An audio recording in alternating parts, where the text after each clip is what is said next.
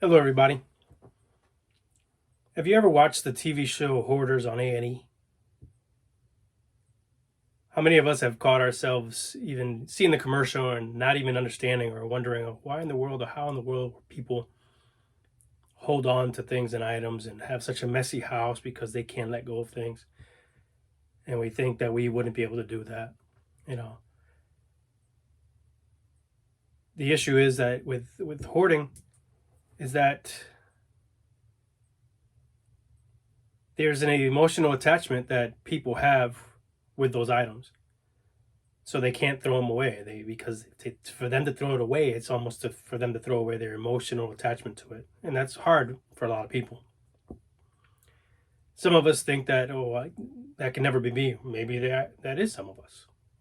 Maybe we do it with Christmas cards. Maybe we do it with birthday cards. Uh, Maybe we do it with some other item or some other object. But we do it in some way, shape, or form. Maybe not as unhealthy as we see it on that TV show, but we do. But there's also an area in our lives that we do it that I think we often don't pay attention to.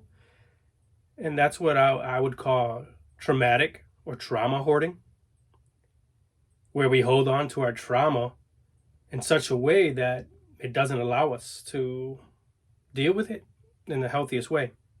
You see, just like in the TV show, you have people whose houses are just a mess. They're full. You can't move. You can't take a step without stepping on something, or you have very limited access to anywhere in the home.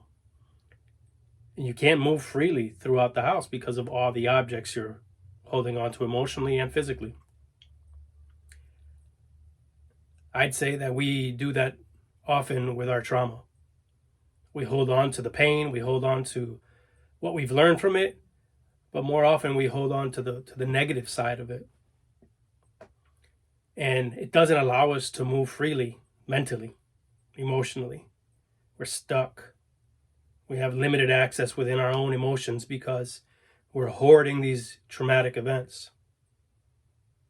I can recall back in my teenage years when I was going to youth group that we would do this in a justifiable way, in a holy way.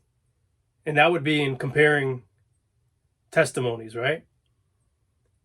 Someone will share their testimony and we hear it and we didn't experience what they did, or maybe their trauma was far more than what we experienced, and we're like, oh wow, look at what God brought them through. Yes, God brought them through some things, but we, without knowing, maybe subconsciously we're engaging in comparing trauma and in weighing out whose traumas was worse than the other.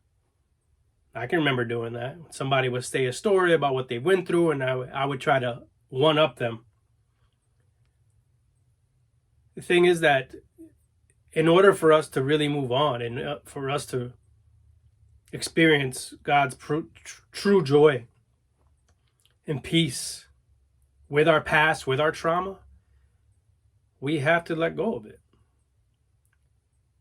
Because we hold on to it, because we hoard on to that trauma, we end up not leaving any room for God's blessing. We hold on to it because it has some kind of significance to it. I would dare say even to the point that we're fearful of dealing with it, fearful of letting it go, because we identified with it. It is part of who I am. But the reality is, it is something that has happened to us, but it doesn't identify who we are. But somehow we've attached our identity into that traumatic experience. And instead of letting it go and truly leaving things at the altar, we hoard on to those things because it has an emotional value to us. It has an identity value to us. I say all that to say this, that do we want to experience God's peace, true peace? Part of it is letting go of that trauma. Part of it is maybe getting help, getting professional help. Not your friends, maybe not even your family, but some unbiased person that can really speak and ask you questions that would lead you to the answers that you need. Social media is a horrible place for that. Look through your social media feed. Scroll through there and see how much trauma hoarding is happening. Social media doesn't help with that.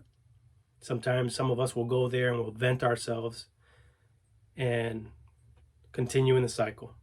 But I challenge you, seek some help. Doesn't mean that something's wrong with you. I truly believe that the strongest of people are the ones that seek help.